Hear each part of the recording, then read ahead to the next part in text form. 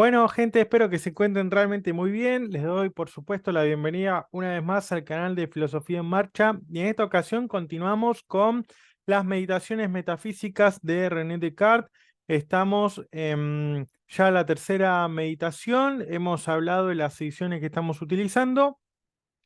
Tanto la traducción de Pablo Pavesi de Editorial Prometeo como la de Jorge Aurelio Díaz de Editorial Gredos. Estamos mencionando que algunas citas corresponden a la edición de Adam y Tannerin de 1996 en 11 volúmenes y la edición en francés que estamos utilizando para las citas corresponde al volumen número 9-1 de esa edición. Bueno, hablamos de las publicaciones de las meditaciones, las dos ediciones latinas, la edición francesa. Todo esto ya lo pueden encontrar, obviamente, en los videos anteriores. Todo el contenido de la carta de los doctores a la Sorbonne, como hay que tenerlo presente esto, para también el estilo en el cual está escribiendo René Descartes y, por supuesto, también en lo referente a esta cuestión escolástica y demás, que bueno, ahora con el tema de la existencia de Dios, a lo cual nos vamos a adentrar en, en esta tercera meditación, que bueno, justamente se titula sobre el tema de la existencia de Dios. Si Dios existe, bueno, todo ese estilo y el petitorio a los maestros de la Sorbonne, digamos, tiene una influencia importante.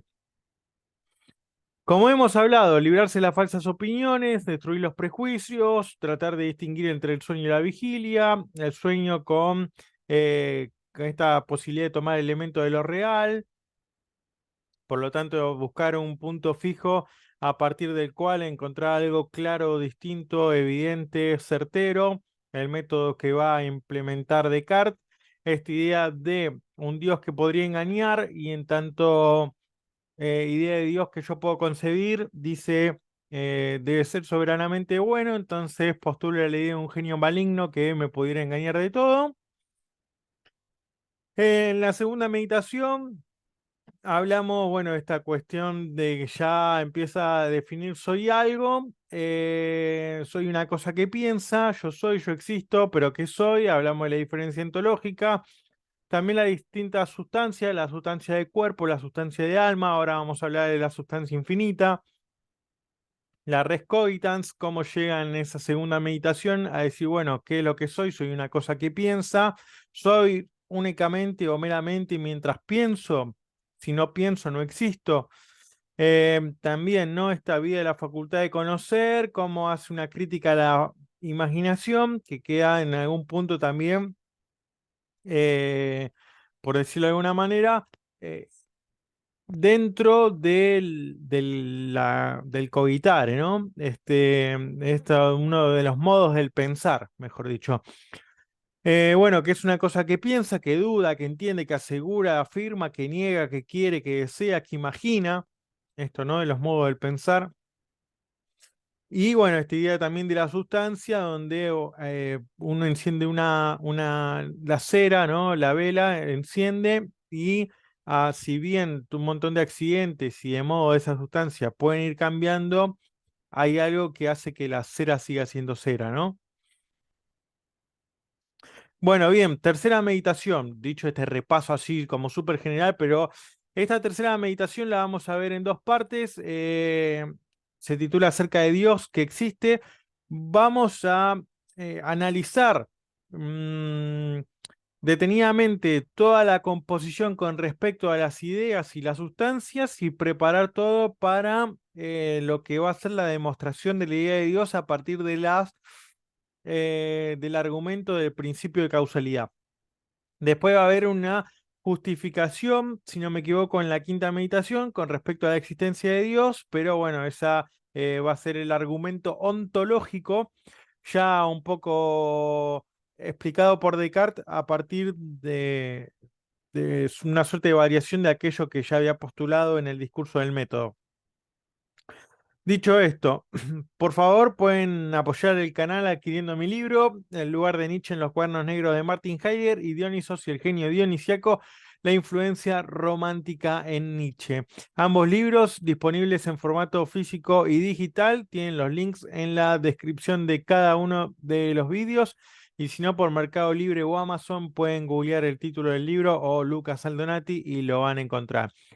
También, obviamente, por supuesto, compartiendo el video y dejando su like, su comentario, me ayudan un montón para que esta comunidad de Filosofía en Marcha siga creciendo.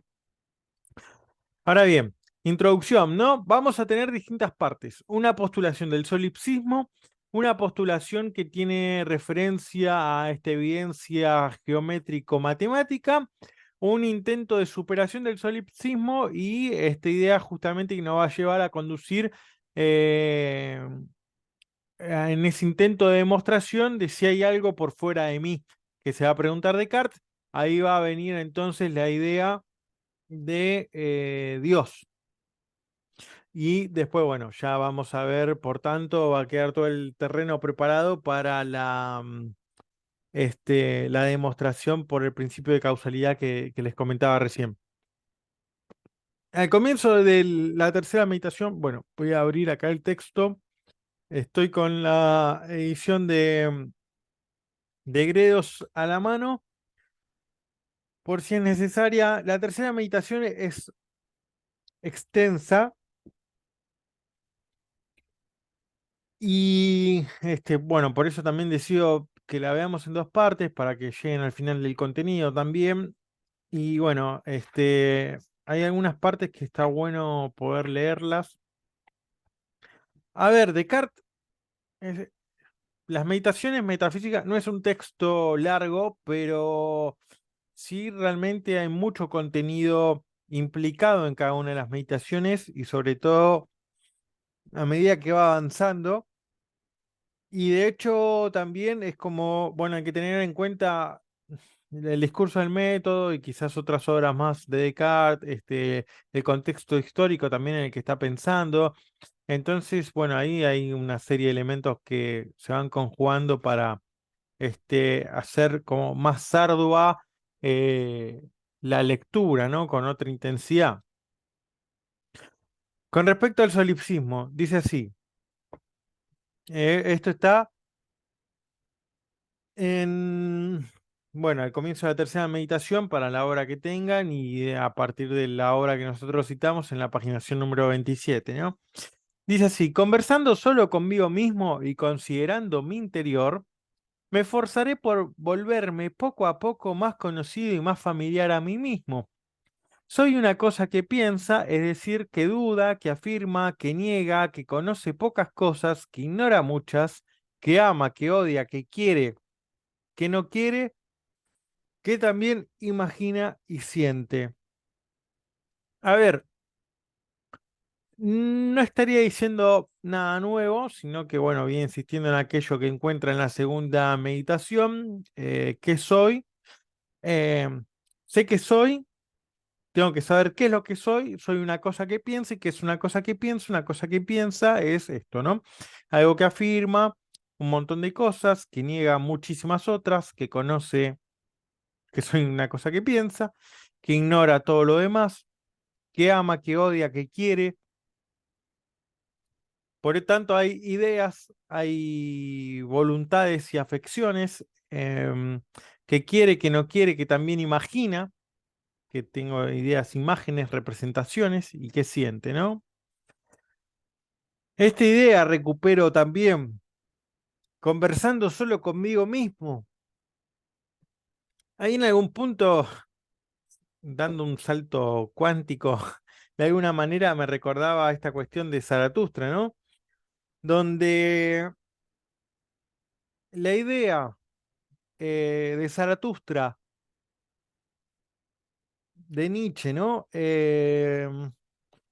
Más importante que tiene que ver con la idea del eterno retorno de lo mismo, se da, y que consiste en el ser el peso más pesado de Zaratustra, tener que volverse el maestro del eterno retorno, corresponde siempre a un diálogo consigo mismo, ¿no? Nosotros hablábamos cuando hacíamos las clases de Nietzsche, decíamos lo siguiente: el anuncio de la muerte de Dios es un anuncio para todos. La idea de la idea del superhombre también es abierta. Ya la idea del manejo de la voluntad de poder es para unos pocos y la idea del eterno retorno consiste en un diálogo interior, un diálogo consigo mismo, un retraimiento. Zaratustra habló hacia su corazón, ¿no? Entonces, bueno, acá también, ¿no? Hay como un retorno así. Poco más conocido y más familiar a mí mismo. Soy una cosa que piensa, que duda, que afirma, etcétera.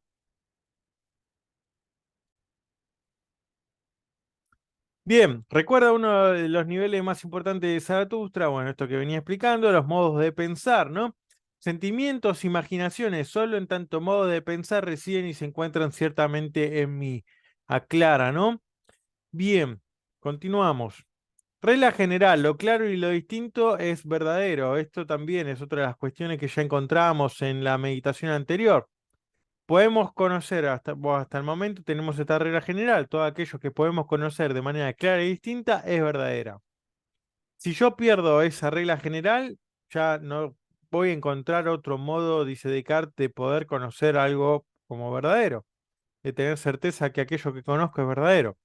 De ahora puedo establecer como regla general que todas las cosas que consideramos muy clara y muy distintamente son verdaderas.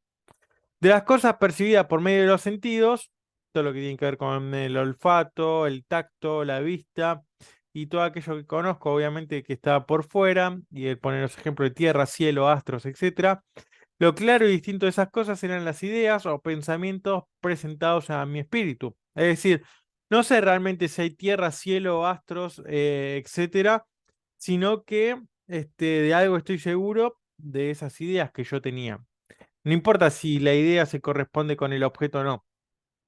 Esto también, ¿no? Ya lo veíamos el cierre de la segunda meditación, donde ese ego coito cogitare cogitato, donde en la medida en que yo pienso algo, eso que pienso me estoy pensando a mí mismo, ¿no?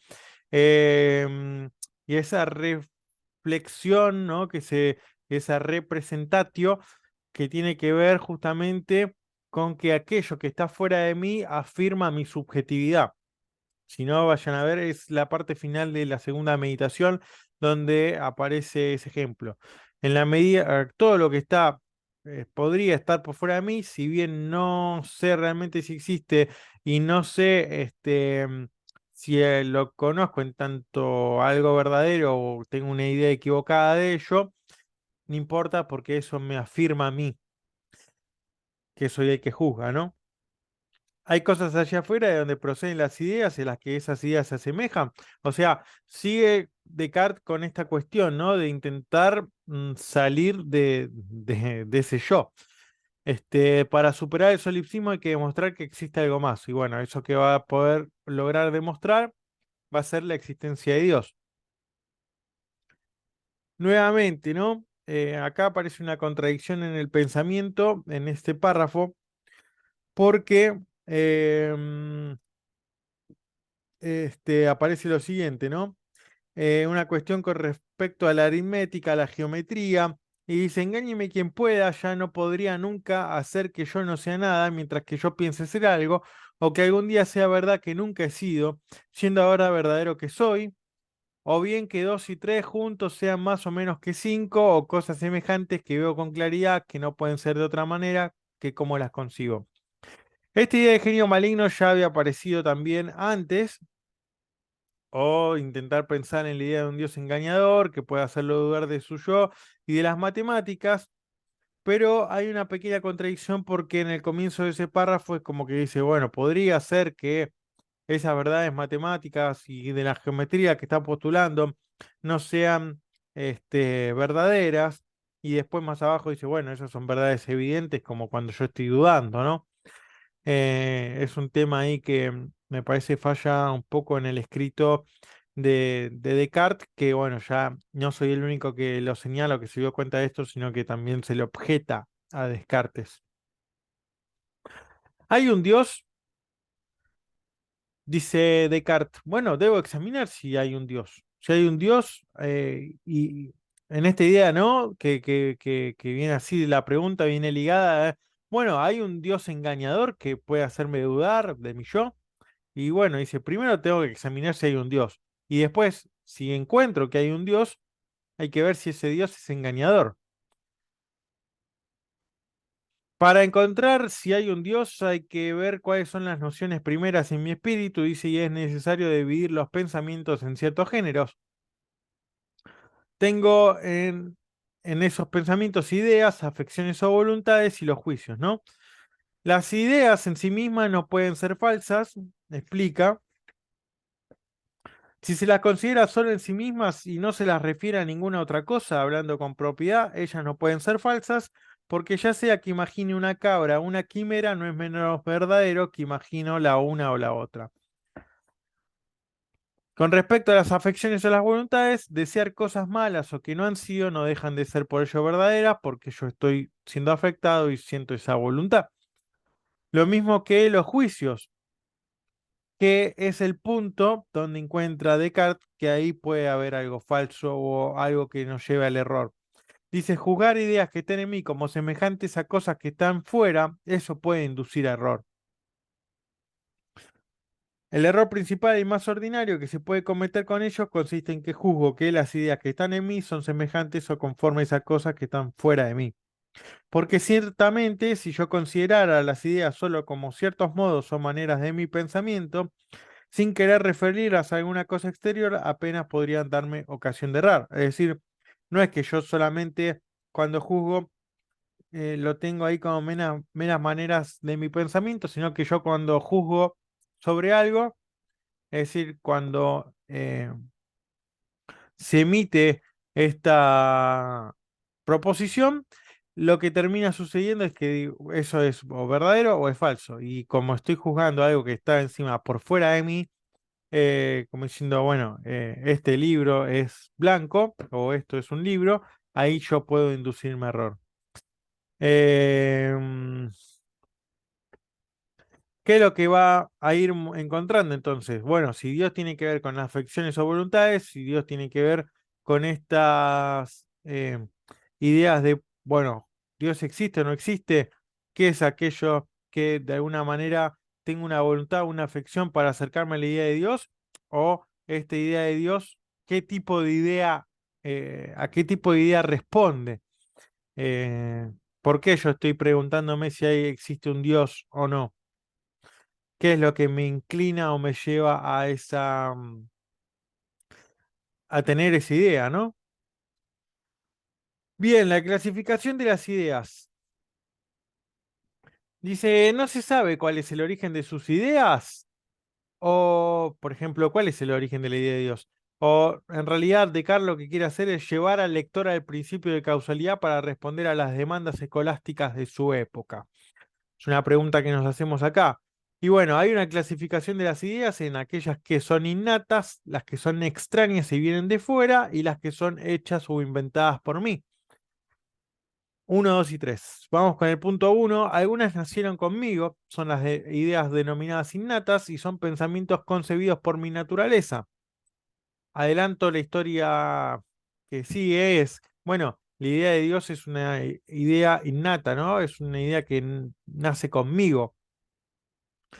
Porque, bueno, voy a empezar a explicar que por qué no puedo yo inventarlo siendo un ser finito y Dios un ser infinito y por qué esta idea también no puede venir de fuera en tanto es una idea completamente perfecta y en su perfección, yo siendo un ser imperfecto, no tendría digamos, manera de concebirlo y de aprehenderlo en su totalidad, en su magnitud, ¿no?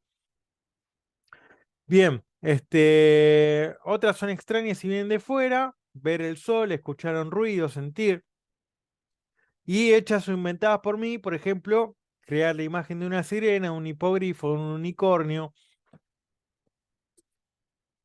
Dice, ¿por qué tengo ideas que parecen provenir de algunos objetos que están fuera de mí? ¿Cuáles son las razones que me obligan a creerlas semejantes a esos objetos? Yo tengo la idea del sol ¿Y por qué creo que la idea que tengo de sol corresponde realmente al sol?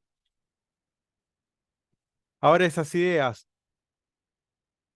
eh, son, esa idea de sol la tengo por medio de mis sentidos o por medio de una invención hecha o creada a partir de razones lógico-matemáticas que responden a la astronomía. Acá dice, ¿por qué tengo ideas que parecen provenir de algunos objetos, otras que están fuera de mí? Dice, hay razones que me lo enseña la naturaleza y otras que experimento que no dependen de mi voluntad, con frecuencia se presentan a pesar mío. Es decir, bueno, tengo la idea de calor, es porque pareciera ser que hay un elemento, el fuego, estoy al lado de una estufa y siento y percibo ese calor. Entonces eso provocaría y yo padecería, a pesar mío, esa idea, ¿no? Pero bueno, ¿cómo concibo entonces la idea de Dios? ¿Por qué creo que hay un Dios?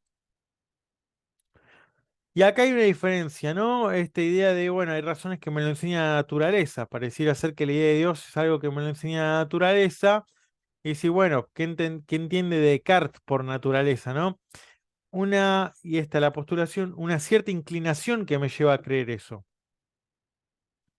Y no, por tanto, una luz natural, para la lumière naturelle, que me haga conocer que algo sea verdad, ¿no?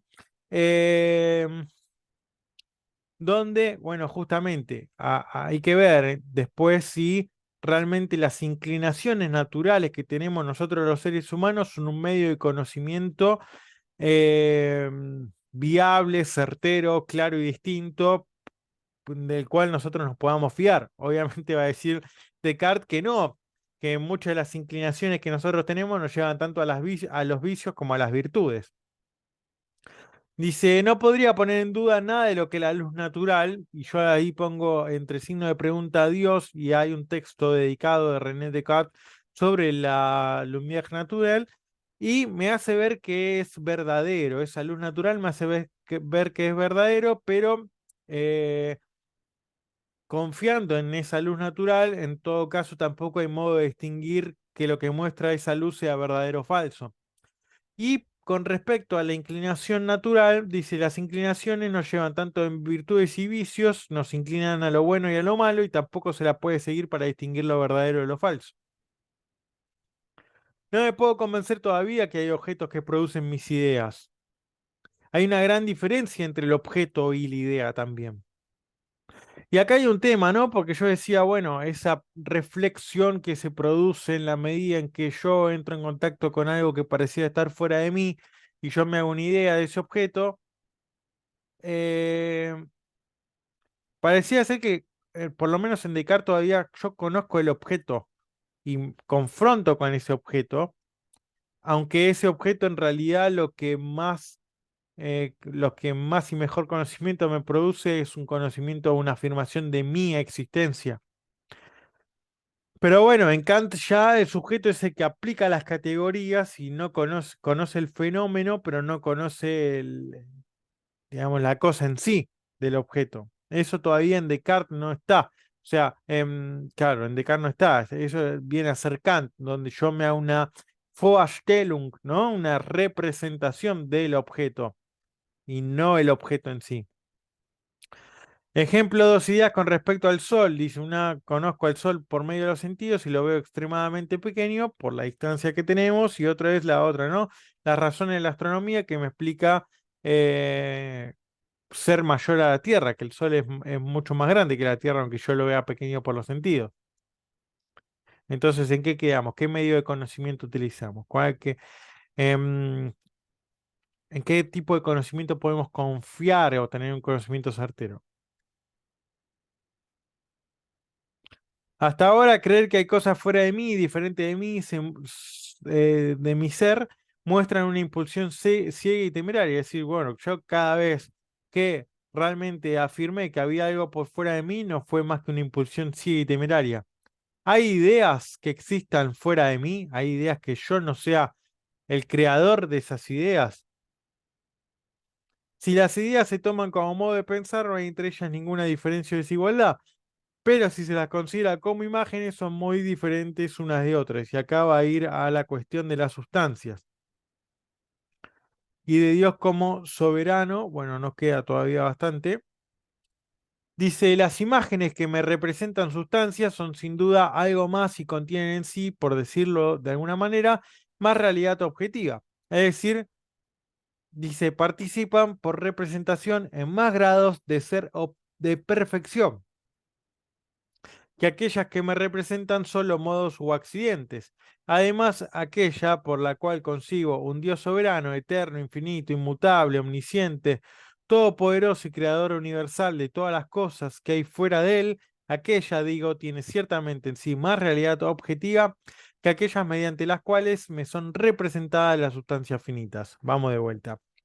Hay imágenes que me representan sustancias y las imágenes que me representan sustancias son más importantes o tienen más realidad objetiva, es decir, tienen una más realidad por sí mismas que las que solamente representan modos o accidentes. Una cosa que yo imagine un cuerpo y otro que piense en los modos o accidentes de ese cuerpo, de, de la figura, ¿no?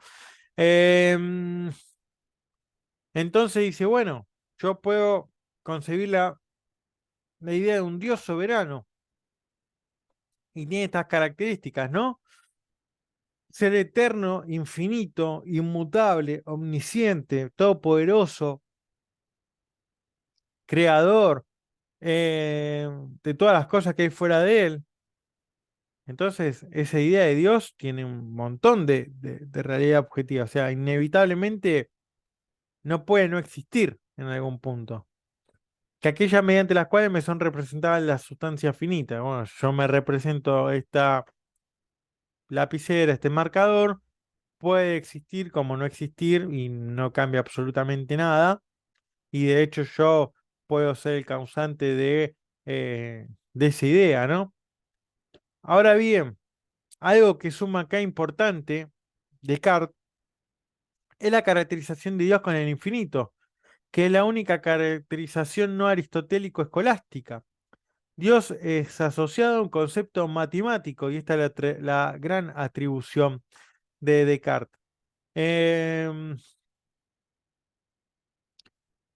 Eterno, infinito, ¿no? Por encima de todo tiempo, de infinitud, esta cuestión también de la incontabilidad, de la extensión en toda su magnitud. Omnisciente, todopoderoso, omnipotente, ¿no? Interesante ahí todas las características y bueno, por tanto también hay una relación que va a ser entre causa y todo este lenguaje aristotélico escolástico que vemos acá, también con toda la problemática que va a empezar a desarrollar Descartes entre causa y efecto, de alguna manera eh, va a mostrar cómo la existencia de Dios es causa de sí, ¿no? En su propio ser está implicado la existencia.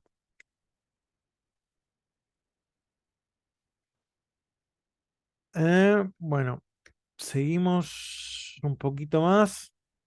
Acá, ¿no? Ex nihilo nihil fit. Yo no encontré ningún tipo de relación con esta frase de Boecio.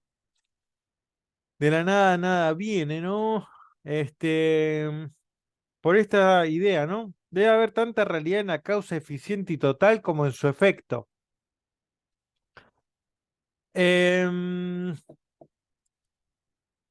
la creación de este marcador, el efecto es porque, bueno, la causa tiene que ser, aquello que lo hizo tiene que ser tan real como la realidad de este cuerpo, ¿no? Entonces, ¿qué es lo que pasa? El efecto que nosotros podamos decir, que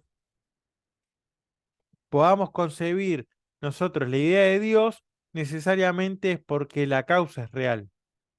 No podría haber en un efecto de la idea de Dios siendo que todavía em, esa causa no es en acto y estaría en potencia. Ahora, a medida que vayamos avanzando, esto se va a ir aclarando, pero viene con esta idea, ¿no? La, aquello que causa algo tiene que ser de manera eficiente y total para que eso tenga realmente un efecto. Todo aquello que nosotros conocemos en el mundo es efecto de alguna causa. Entonces, esos efectos, si son reales, es porque su causa, aquello que los causó, tienen que tener mayor realidad. Por esta cuestión también que va a ir avanzando en cierta manera progresiva Descartes, de decir, bueno, tiene que haber una causa. Toda causa tiene que tener un mayor grado de perfección que los efectos. No puede haber un efecto que sea más perfecto que la causa. Bien, avancemos. La nada no podría producir cosa alguna. Lo que es perfecto y contiene en sí mayor realidad no puede seguir si depender de lo menos perfecto. Esto que estábamos diciendo. Nada puede venir de la nada y lo que es perfecto y contiene en sí mayor realidad no puede seguir si depender de lo menos perfecto. De Dios, que tiene todas estas características de soberano, eterno, infinito, inmutable, omnisciente, todopoderoso y creador, no puede ser que yo lo haya creado. Porque yo, teniendo tanta limitación, siendo finito, siendo mutable, no siendo omnisciente, no siendo todopoderoso, no puedo ser el causante de esa idea. Bueno, acá se centra Descartes en el ejemplo de una piedra, el calor, qué es aquello, la causa de una piedra, cuál es la causa de un calor, cuáles son los efectos que nosotros podemos concebir de una piedra, del calor. Los invito a leer esos ejemplos. Dice, para que una idea contenga tal realidad objetiva más bien que otra, debe sin duda tener esto de alguna causa en lo que se encuentre por lo menos tanta realidad formal cuanta realidad objetiva contiene esa idea. Si hay algo que se encuentra en la idea, pero no en la causa, ¿viene entonces de la nada? Claro. O sea, yo tengo la idea de algo, pero eso que yo encuentro en la idea no está en la causa, entonces pareciera ser que venir de la nada y eso no podría ser. No se puede decir que una idea saque su origen de la nada. Es decir, la idea que yo tengo de Dios no puede ser que yo la saque completamente de la nada. Puede decir, cuando nosotros tenemos ideas de esto que explicábamos antes, nosotros podemos tener ideas que hechas por mí, inventadas, ideas que pueden venir de fuera, que son los que puedo contar a partir de lo que conozco por medio de los sentidos, y otras ideas que son naturales. Todo lo que yo puedo tener por medio de los sentidos, esa idea este, se digamos, entre en concordancia con el objeto o no, más allá de eso, afirma mi propia subjetividad, pero no es algo que yo lo invente y que esa idea no va a ser mucho más perfecta que aquello que me causa esa idea. Lo mismo que todo lo que yo puedo mezclar y concebir por medio de la imaginación y representarme como una idea, es decir, lo tomo de cuerpos que podrían estar por fuera de mí y esas ideas del hipogrifo, de la sirena, del unicornio, etcétera, no son mucho más perfectas que aquello de donde provienen, ¿no? Pero eso mismo no sucede o no va a suceder, como va a explicar Descartes, con la idea de Dios, por toda la perfección que eso implica. Entonces la pregunta es, ¿de dónde viene esa idea? ¿De dónde se origina esa idea? No es que la idea de Dios venga de la nada. ¿Qué más? Continuamos entonces.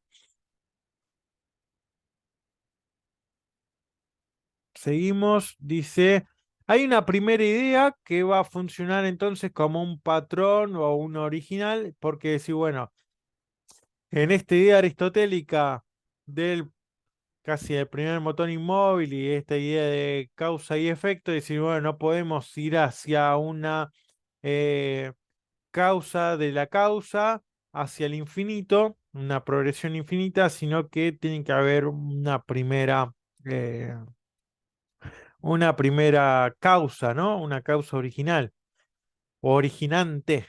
Y aunque pueda suceder que una idea dé nacimiento a otra idea, esto sin embargo no puede seguir hasta el infinito, sino que hace falta que al fin se llegue a una primera idea cuya causa sea como un patrón u original, ¿no? Patrón original en el que se contenga formalmente o en efecto toda la perfección que en esas ideas se encuentra solo de manera objetiva por representación. Esto que explicábamos entonces, si esa es una idea aristotélico también tomada por los escolásticos, y que de alguna manera el lenguaje de Descartes intenta mantener presente porque, bueno, está defendiendo su texto frente a los maestros de la Sorbonne, ¿no? Y nuevamente, ¿no? Esta idea de la luz natural que me hace conocer con evidencia que las ideas en mí son como pinturas o imágenes, y esto que mencionábamos de las ideas son como pinturas o imágenes, y eso habría que confrontarlo con el concepto de Vorstellung de Kant, y pueden ser menos perfectas que de aquello de donde fueron tomadas, pero no contener algo mayor y perfecto. Todo lo que yo me imagino y me represento de los objetos y que me configure una idea, esa idea tiene que ser menos perfecta que su causa. Las ideas son como pinturas e imágenes, pero no son las cosas en sí. Ah, ojo, tema importante ahí de la modernidad. Bueno, bien, vamos avanzando entonces. No estar solo en el mundo, realidad objetiva, ¿no? Acá son estos dos, son citas de la misma parte, pero mm, me parece que estaba más clara la editorial Prometeo. Dice, si la realidad objetiva de alguna de mis ideas es tal que yo conociera con claridad que no está en mí ni formal ni eminentemente y que por consiguiente yo mismo no puedo ser su causa, de ello se seguiría necesariamente que no estoy solo en el mundo, sino que hay además alguna otra cosa que existe y que es la causa de esa idea. Mientras que si no se hallara en mí tal idea, no voy a tener argumento alguno que pueda convencerme y otorgarme la certeza de la existencia de alguna otra cosa, además de mí mismo, porque los he investigado todos con cuidado y hasta ahora no he podido encontrar ningún otro. Bien, nuevamente, ¿no? Esta idea es, si la realidad objetiva de alguna de mis ideas, como la idea de Dios, que yo conociera con claridad que no está en mí ni formal ni eminentemente, y que yo mismo no puedo ser la causa de esa idea, entonces no estaría solo en el mundo. Existe Dios también, ¿no? Em, si no pudiera demostrar de alguna manera, no sabe realmente Descartes cómo va a poder encontrar otro modo para poder justificar y la superación de ese solipsismo, que es lo que lo convoca en las primeras líneas de esta tercera meditación, ¿no? Dice así la otra cita: si la realidad objetiva de alguna de mis ideas es tan grande que me haga conocer claramente que ella no es en mí ni formal ni eminentemente, y por consiguiente que no puedo ser yo mismo su causa, se sigue de allí necesariamente que no estoy solo en el mundo, sino que existe además alguna otra cosa que es causa de esa idea. Esta traducción, por ejemplo, la de Prometeo, me parece como mucho más clara, y más directa que la formulación de la otra traducción, ¿no? Si la realidad objetiva de alguna de mis ideas, la de Dios, ¿no? Omnisciente, todopoderoso, infinito, soberano, es tan grande que me haga conocer claramente que esa idea no es en mí, o sea, ¿cómo yo puedo conseguir esa idea tan perfecta siendo yo imperfecto? Que no puede ser yo mismo su causa, se sigue allí necesariamente, no estoy solo en el mundo, está Dios, ¿no? Porque necesariamente hay una relación también entre esencia y existencia, sino que existe además alguna otra cosa que es causa de esa idea, y Dios es causa de sí, de su propia idea. La idea que me representa a Dios, dice, hay ideas, ¿no? Que me representa a mí, hay una idea que me representa a Dios, hay ideas que me representan cosas corporales e inanimadas, hay otras ideas que tienen que ver con ángeles, animales, hombres, etcétera. pero puedo formarlas mezclando, componiendo otras ideas que tengo de las cosas corporales y de Dios, aunque fuera de mí no hubiera nada. Es decir, bueno, yo me podría estar imaginando estas cosas. Ahora, ¿cómo podría estar imaginándome eh, ciertos elementos tan perfectos, infinitos, todopoderosos, etcétera? ¿Cómo yo tengo la facultad de poder imaginarme eso? Y utilizarlo como elementos para eh, poder crear otras cosas, otras ideas, ¿no? De las ideas corporales no reconozco nada que pueda venir de mí mismo. No tengo una, un medio para conocer eso de manera clara y distinta. Y si puedo concebir con claridad y distinción la magnitud, la extensión, la longitud, la latitud y profundidad, la figura y sus límites, la situación, el movimiento, cambio, la sustancia, la duración y el número. Todo eso que pertenece a la res extensa, ¿no? Pero esta cuestión, ¿no? De la falsedad material de las ideas. Dicen, las ideas se puede encontrar una cierta falsedad material a saber cuando ellas representan lo que no es nada como si fuera algo. Ideas claras y distintas que tengo de las cosas corpóreas, algunas puedo sacar de mí mismo y puedo transferir a las demás cosas sustancia, duración y número. Es decir, hay cosas que sí pertenecen a la sustancia res extensa, que tiene que ver con esta cuestión de la magnitud, la extensión, la latitud, la profundidad, el movimiento, el cambio, la duración, el número, etcétera, ¿no? Pero, dice, yo puedo tener la idea, esta falsedad material de las ideas, donde en las ideas se puede encontrar una cierta falsedad material porque ellas pueden representar lo que es nada como si fuera algo. Esta cuestión de, en última instancia, no tengo un conocimiento claro, distinto y certero de aquello que parecía estar fuera de mí. Hay conocimientos claros y distintos de las cosas corpóreas que en realidad las puedo sacar de mí mismo y puedo transferir a las demás cosas. Tiene que ver con la sustancia, la duración y el número. La duración, bueno, ahora pasa un ejemplo antes de terminar con esto, que tiene que ver con lo siguiente. La sustancia, yo soy una cosa que piensa y no soy una cosa extensa, por tanto, que las cosas corpóreas o que una res extensa tenga sustancia, yo me lo puedo imaginar. Una piedra es una cosa extensa y que no piensa. Pero bueno, la piedra es piedra y yo soy yo y ambos representamos sustancias. La duración, pienso que soy ahora y recuerdo haber sido antes. Hay una cuestión ahí de presente y pasado, una cuestión temporal. Después, bueno, vamos a pensar en esta cuestión futura, que es la que va a recuperar Descartes más adelante. Pero bueno, había una piedra acá y yo la arrojé, también, ¿no?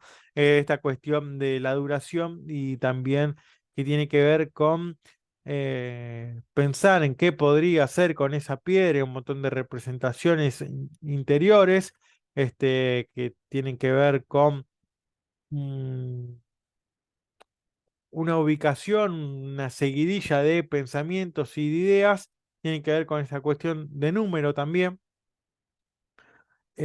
como aquello que nosotros podemos contar y en esa representación del triángulo contar sus lados, ¿qué más? Y bueno, finalmente algo que es únicamente correspondiente a la res extensa tiene que ver con la extensión, la figura, situación y movimiento del lugar. Dice, no están en mí porque soy una cosa que piensa, pero estos son solo modos de la sustancia, es decir, no son algo fundamental en todo caso. Dicho esto, en el próximo video vamos a recuperar a partir de esta cuestión de una primera idea para retomar también esto de no estoy solo en el mundo, del intento de superación del solipsismo, de los distintos tipos de idea, de aquello que separa entre sustancia, duración y número, y ya pasar entonces a lo que va a ser la demostración de la existencia de Dios a partir del principio de causalidad. Vamos a seguir entonces, por tanto, con la tercera meditación. Les recuerdo, por favor, que pueden apoyar el contenido del canal adquiriendo mi libro, El lugar de Nietzsche en los cuadernos negros de Martin Heidegger y Dionisos y el genio dionisiaco, la influencia romántica en Nietzsche. La tercera meditación es una meditación bastante extensa. Bueno, acá después vamos a ir viendo si Dios existe y la demostración que va a hacer René Descartes. Pero bueno, realmente hay mucho contenido. Pareciera ser como un librito que uno va a ir pasando así nomás, sin más, pero realmente tiene una buena lectura de las meditaciones metafísicas de Descartes, nos abre un panorama para pasar después al problema de la ética de Spinoza y por supuesto llegar al problema de cómo son posibles los juicios sintéticos a priori según Kant en la crítica de la razón pura. Así que inevitablemente tenemos que pasar en este curso de ontología con estas obras. Dicho esto, sin más, los espero la próxima semana con un video más acá en el canal de Filosofía en Marcha. Saludos.